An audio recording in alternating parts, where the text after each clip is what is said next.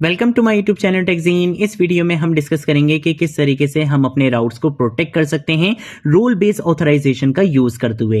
Last video में हमने देखा था कि किस तरीके से हम गार्ड्स का यूज करते हुए अपने राउट्स को प्रोटेक्ट कर सकते हैं, बट इस वीडियो में जो हमने एग्जाम्पल इंप्लीमेंट की थी वो एग्जाम्पल हमारी ऑथेंटिकेशन की एग्जाम्पल थी।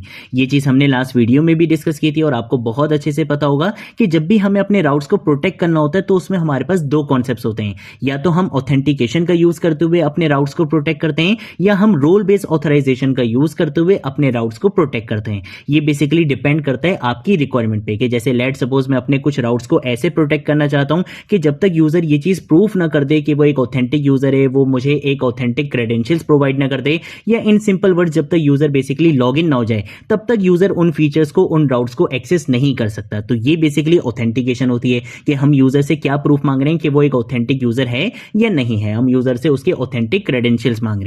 लेकिन कुछ हमारे पास कॉन्सेप्ट्स ऐसे होते हैं कि अगर यूजर लॉगिन भी हो जाए तब भी हम क्या करते हैं, अपने कुछ राउट्स को प्रोटेक्ट कर लेते हैं। जैसे कि हमारे पास एक कॉन्सेप्ट आ जाता है रोल बेस्ड ऑथराइजेशन का, कि अगर एक नॉर्मल यूजर बेसिकली लॉगिन हुआ है तो वो एडमिन के फीचर्स को, एडमिन के राउट्स को बिल्कुल भी एक्सेस नहीं कर सकता। एडमिन के फीचर्स, एडमिन के राउट्स को सिर्फ एडमिन ही क्या कर सकता है, एक्सेस कर सकता है।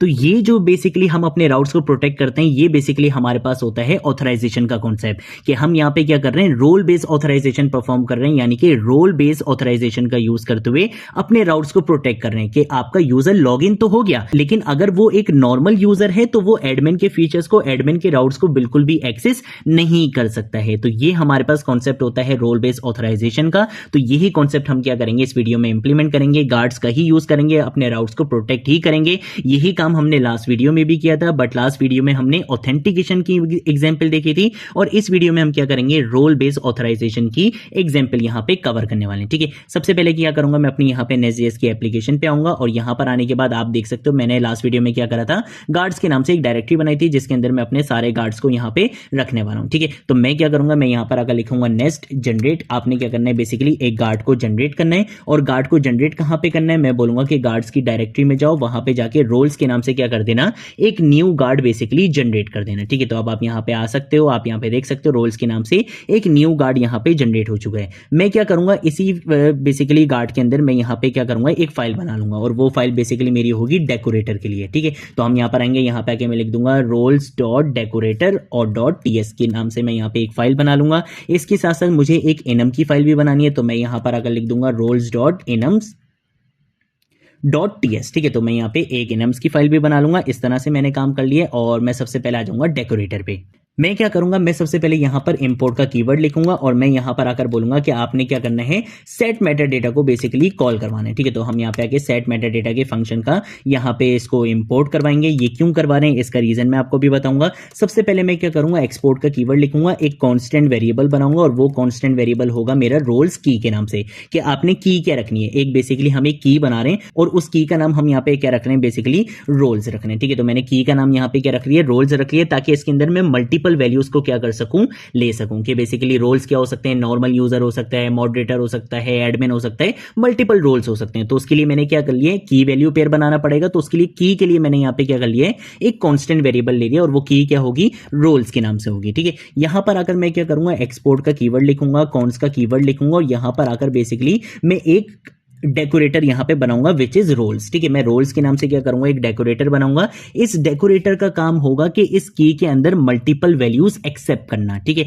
इस डेकोरेटर का क्या काम होगा, मल्टीपल वैल्यूज को एक्सेप्ट करना। और वो मल्टीपल वैल्यूज बेसिकली कैसे एक्सेप्ट होंगी, सेट मेटा डेटा का यूज करते हुए। सेट मेटा डेटा फंक्शन का काम होता है मल्टीपल वैल्यूज किसके अंदर इंजेक्ट करवाना, आपके डेकोरेटर के अंदर इंजेक्ट करवाना। ठीक है, ये बेसिकली हमारा कस्टम डेकोरेटर है। ठीक है, अभी तक हमने जितने डेकोरेटर्स देखे थे वो डेकोरेटर्स हमारे क्या थे, बिल्ट इन डेकोरेटर्स थे, कि @कंट्रोलर @get वो हमारे बिल्ट इन डेकोरेटर्स थे जो हमें नेस्ट.जेएस प्रोवाइड करता है। ये लेकिन यहां पे जो हमने डेकोरेटर बनाया ये हमारा कस्टम डेकोरेटर है, कि हम खुद का एक डेकोरेटर बना रहे हैं ताकि मैं कंट्रोलर के अंदर @रोल्स के नाम से क्या कर सकता हूं, एक डेकोरेटर यूज कर सकता हूं और इसके अंदर क्या डिफाइन कर सकता हूं, रोल्स डिफाइन कर सकता हूं। तो मैं यहां पर आऊंगा, यहां पे आके मैं बोलूंगा कि भाई रोल्स मेरे पास क्या हो सकते हैं, मल्टीपल हो सकते हैं, लेकिन किस टाइप के होंगे रोल्स, हमारे पास स्ट्रिंग टाइप के ही होंगे। ठीक है, तो मैंने यहां पर आकर बता दी है इसकी टाइप और यहां पर आकर हम क्या करेंगे, किसका यूज करेंगे, सेट मेटा डेटा का यूज करेंगे, ताकि इसके अंदर हम इंजेक्ट करवा सकें। किसको इंजेक्ट करवा सकें, अपने रोल्स को इंजेक्ट करवा सकें। जब भी आपने अपना डेटा यहां पे इंजेक्ट करवाना होता है तो आपका जो डेटा होता है वो की वैल्यू पेयर में इंजेक्ट होता है। अब अगर रोल्स बेसिकली आएंगे तो रोल्स की जो की वैल्यू पेयर होगा वो कैसे बनेगा कि की होगी रोल्स और वैल्यू में क्या आ जाएगा, या तो यूजर आ जाएगा, या तो मॉडरेटर आ जाएगा, या तो एडमिन आ जाएगा। तो की के लिए मैंने यहां पे क्या करा हुआ है, बेसिकली एक कांस्टेंट वेरिएबल बनाया हुआ है विच इज रोल्स की। तो मैं यहां पर आऊंगा, यहां पे आके इस रोल्स की को पेस्ट कर दूंगा और मैं बोलूंगा कि बेसिकली यहां पे इसको पैरामीटर के अंदर क्या मिलेगी, रोल्स के अंदर कोई भी स्ट्रिंग वैल्यू मिल सकती है, या तो एडमिन मिलेगा, या तो मॉडरेटर मिलेगा, या तो नॉर्मल यूजर मिलेगा। ठीक है, तो मैं बोलूंगा कि ये क्या करेगा, बेसिकली नेस्ट.जेएस में इसको इंजेक्ट करवा देगा। ठीक है, यहां पर आकर हम क्या कर देंगे, प्रीटियर को डिसेबल कर देंगे, कोई एरर मेरे पास नहीं है। तो मैंने क्या कर लिया, यहां पे बेसिकली एक कस्टम डेकोरेटर बना लिया है जिसका यूज हम कहां पे करेंगे, कंट्रोलर्स के अंदर कर रहे होंगे और इसके अंदर हम बेसिकली कोई भी अपनी स्ट्रिंग वैल्यू यानी कि कोई भी अपना रोल बेसिकली प्रोवाइड करेंगे। ठीक है, या तो रोल हमारा यूजर हो सकता है, एडमिन हो सकता है, कोई भी स्ट्रिंग हमारा रोल हो सकता है। ठीक है, तो मैंने उसके लिए यहां पे क्या कर लिया, एक डेकोरेटर बना लिया है। अब हम क्या करेंगे, बेसिकली हम आएंगे एनम्स पे। टाइप स्क्रिप्ट में एनम्स का हमारे पास कॉन्सेप्ट होता है कि जब भी हमने अपने कांस्टेंट ऑप्शंस को डिफाइन करना होता है कि भाई ये कांस्टेंट वैल्यूज हैं, इसके अलावा इसके अंदर कोई और वैल्यू नहीं आ सकती, तो उसके लिए हम क्या करते हैं, एनम्स का यूज करते हैं। जैसे मैं यहां पर आऊंगा, यहां पे आके एक्सपोर्ट कॉन्स का कीवर्ड लिखूंगा और मैं बोलूंगा कि एक एनम बना लो, किस नाम से, रोल के नाम से। और मैं यहां पर आकर बोलूंगा कि भाई आपके पास कितने एनम्स हो सकते हैं, सिर्फ 2 एनम्स हो सकते हैं। या तो आपके पास यूजर होगा जिसकी वैल्यू क्या होगी, बेसिकली यूजर होगी, या फिर आपके पास क्या होगा, एडमिन होगा जिसकी वैल्यू आपके पास क्या होगी, एडमिन होगी। अब इसका मतलब क्या है कि आपका डेकोरेटर बेसिकली क्या मांग रहा था, आपसे स्ट्रिंग वैल्यूज मांग रहा था।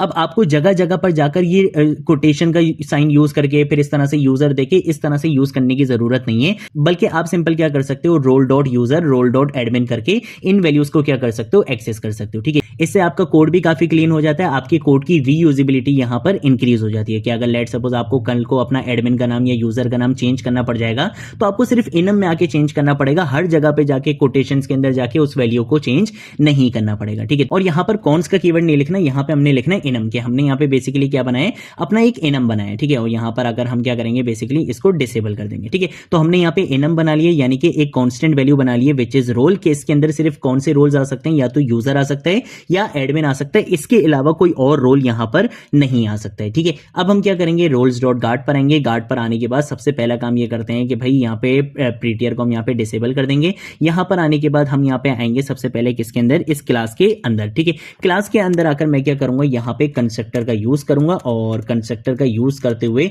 मैंने अंदर यहां पे क्या लिखना है, मैं यहां पे आके इंजेक्ट करवाऊंगा। ठीक है, तो मैं यहां पे लिखूंगा प्राइवेट और यहां पे आके हम लिखेंगे रिफ्लेक्टर। ठीक है, मैंने यहां पे लिखा है रिफ्लेक्टर और हम यहां पे किसको इंजेक्ट करवाएंगे, रिफ्लेक्टर को यहां पे क्या करवाएंगे, इंजेक्ट करवाएंगे। रिफ्लेक्टर का काम होता है बेसिकली कि आपके डेकोरेटर के अंदर जो आपने मेटा डेटा यहां पे सेट करवा रहे हो ना, कि भाई मेटा डेटा के अंदर या तो एडमिन आ सकता है या यूजर आ सकता है, तो इन वैल्यूज को गेट करना किसका काम होता है, इस रिफ्लेक्टर का काम होता है। ठीक है, तो हमने क्या कर लिया, इस रिफ्लेक्टर को यहां पे इंजेक्ट करवा दिया ताकि इस क्लास के अंदर मैं उस मेटा डेटा के अंदर से वैल्यूज को गेट कर सकूं, फेच कर सकूं। ठीक है, तो हमने यहाँ पे सबसे पहले अपना कंस्ट्रक्टर बना लिया, उसके बाद हमारे पास कैन एक्टिवेट का यहाँ पे मेथड आ चुका है। ये कैन एक्टिवेट का मेथड हर रिक्वेस्ट से पहले क्या होता है, एग्जीक्यूट होता है। ठीक है, तो यहाँ पे हमने कैन एक्टिवेट का यहाँ पे मेथड बनाया हुआ है और इस कैन एक्टिवेट के मेथड के अंदर हम यहाँ पे आके क्या काम करेंगे, मैं यहाँ पे आके सबसे पहले लिखूंगा कॉन्स का कीवर्ड। हम यहाँ पे आके रिक्वायर्ड रोल्स के नाम से क्या करेंगे, एक वेरिएबल बनाएंगे जिसका काम होगा रिफ्लेक्टर का यूज करते हुए आपके डेकोरेटर में से रोल्स को फेच करना। ठीक है, तो हम यहां पर आकर लिख देंगे दिस डॉट रिफ्लेक्टर कि हम यहां पे रिफ्लेक्टर का यूज कर रहे हैं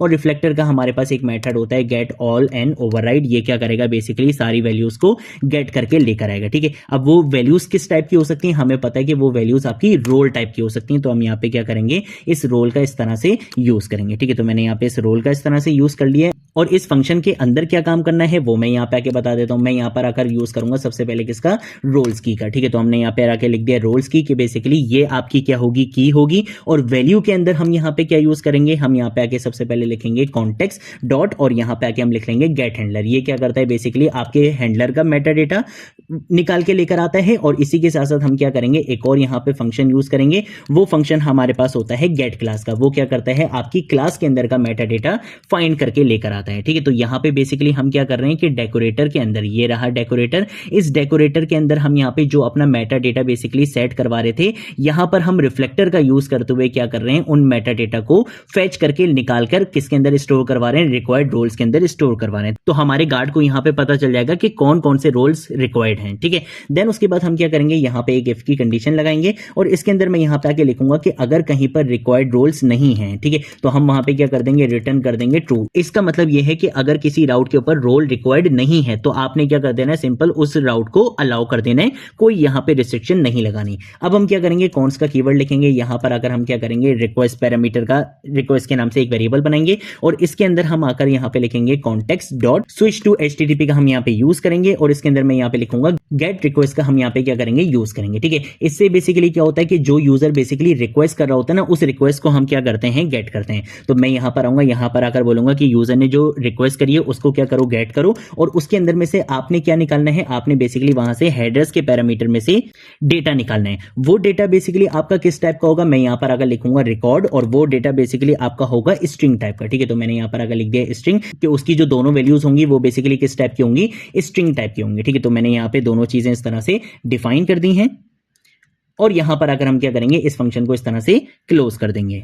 तो इस रिक्वेस्ट वाले वेरिएबल के अंदर हम क्या चीज स्टोर करवा रहे हैं कि यूजर क्या करेगा, बेसिकली क्लाइंट साइड से, फ्रंट एंड की साइड से जो रिक्वेस्ट करेगा, उस रिक्वेस्ट के अंदर हम क्या करेंगे, हेडर्स के पैरामीटर को सर्च करेंगे और वहां पे जो आपके पास डेटा आ रहा होगा हेडर्स के अंदर, उसको हम क्या करेंगे, रिक्वेस्ट के अंदर स्टोर करवा लेंगे। ठीक है, ये काम हम तब करते हैं जब हम पोस्टमैन का यूज करते हुए बेसिकली अपने गार्ड्स वगैरह को टेस्ट कर रहे होते हैं, क्योंकि अभी हम यहाँ पे JWT या डेटाबेस वगैरह का कोई काम नहीं कर रहे हैं। ठीक है, जब हम JWT पर आएंगे तब हमारे पास यहाँ पे थोड़ा सा कॉन्सेप्ट चेंज होगा कि हम यहाँ पे क्या करेंगे, बेसिकली जेसन वेब टोकन्स को यहाँ पे बेसिकली क्या करेंगे, जनरेट कर रहे होंगे, उसको एक्सेप्ट कर रहे होंगे, कन्वर्ट कर रहे होंगे, वो सारी चीजें हम करेंगे आगे आने वाली वीडियोस में। ठीक है, बट अभी हम क्या कर रहे हैं, सिर्फ हम अपना गार्ड्स का कॉन्सेप्ट समझ रहे हैं, ऑथेंटिकेशन ऑथराइजेशन का कॉन्सेप्ट समझ रहे हैं, तो हम यहाँ पे इसको क्या रखेंगे, सिंपल रखेंगे कि बेसिकली जब फ्रंट एंड की साइड से रिक्वेस्ट की जाएगी तो हेडर्स के अंदर बेसिकली क्या आ रहा होगा, आपके पास कुछ स्पेशल डेटा आ रहा होगा, उस डेटा को हम यहाँ पे क्या कर रहे हैं, गेट कर रहे हैं। ठीक है, तो वो डेटा आपका क्या होगा, यहाँ पे गेट होगा। उसके बाद हम क्या करेंगे, कॉन्स का कीवर्ड लिखेंगे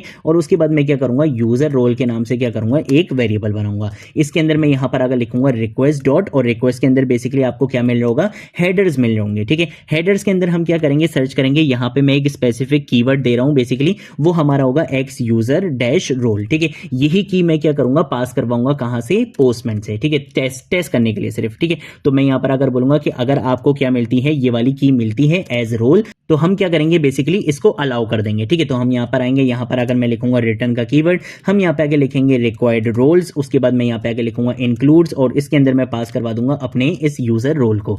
अब एक प्रॉपर फ्लो समझ लेते हैं कि ये लाइंस बेसिकली कर क्या रही हैं। ठीक है, सबसे पहले तो यहां पर इसको सही कर लेते हैं। यहां पे बेसिकली इस तरह से ये क्लोज होगा। ठीक है, आपको ये एरर नहीं आ रहा। यहां पे बेसिकली हमने क्या करा, सबसे पहले चेक करा कि अगर आपका कोई भी ऐसा राउट है जहां पे रोल्स रिक्वायर्ड नहीं है तो हम उसको क्या कर देंगे, अलाउ कर देंगे। ठीक है, पहली चीज तो ये हो गई। उसके बाद हमने क्या करा, हम यहां पे बेसिकली फ्रंट एंड की साइड से जो रिक्वेस्ट की जा रही है उस रिक्वेस्ट को कंप्लीटली क्या करेंगे, गेट करेंगे और इस रिक्वेस्ट के अंदर स्टोर करवाएंगे।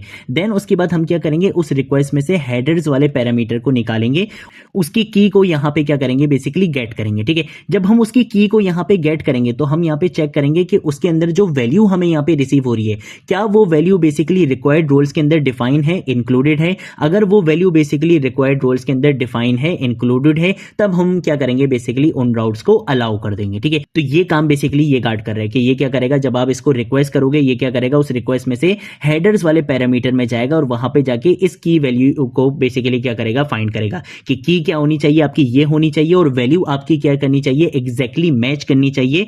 किससे एग्जैक्टली मैच करनी चाहिए, वो वैल्यू आपकी यहां पर डिफाइन होनी चाहिए। ठीक है, इसके अलावा कोई और रोल की वैल्यू ना आ जाए, ये चीज यहां पे मेक श्योर की जाएगी। तो दो चीजें यहां पे चेक हो रही हैं कि आपकी रिक्वेस्ट के अंदर यहां पे ये की होनी चाहिए और जो वैल्यू आ रही है वो किसके अंदर होनी चाहिए, इस रिक्वायर्ड रोल्स के अंदर होनी चाहिए। तब ये क्या करेगा, आपको उस राउट का एक्सेस दे देगा। ठीक है, अब हम क्या करेंगे, बेसिकली कंट्रोलर जनरेट करेंगे। तो हम यहां पर आएंगे, यहां पे आके मैं लिखूंगा नेक्स्ट जनरेट और यहां पे मैं लिखूंगा कंट्रोलर और कंट्रोलर में यहां पे लिख लूंगा यूजर रोल लिख लेते हैं। ठीक है, तो मैं यहां पे लिख लेता हूं यूजर डैश रोल्स के नाम से क्या करेंगे, एक कंट्रोलर हम यहां पे जनरेट कर लेंगे। ठीक है, मैं इन फाइल्स को यहां पे क्या कर देता हूं, क्लोज कर देता हूं, इनका कोई काम नहीं है। हम आएंगे यहां पे यूजर रोल्स के अंदर। यहां पर आने के बाद सबसे पहला काम मैं ये करूंगा कि मैं यहां पर आकर सबसे पहले तो एक get डेकोरेटर का हम यहाँ पे यूज करेंगे। इसके अंदर का जो राउट होगा वो राउट मैं यहाँ पे बता दूंगा एडमिन डैश डेटा, कि हम क्या करना चाह रहे हैं, एडमिन के डेटा को एक्सेस करना चाह रहे हैं। सबसे पहले हम यहाँ पे आके क्या करेंगे, यूज गार्ड्स का यूज करेंगे।